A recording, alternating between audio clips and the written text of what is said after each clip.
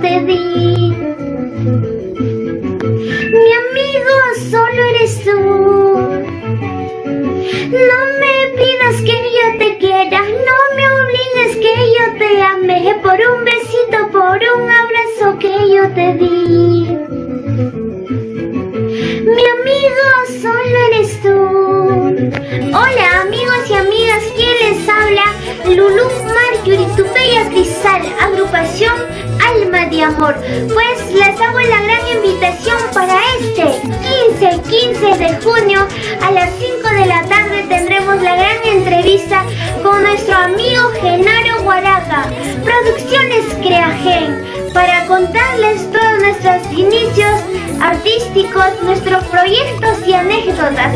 Así es que no te olvides, ahí te esperamos.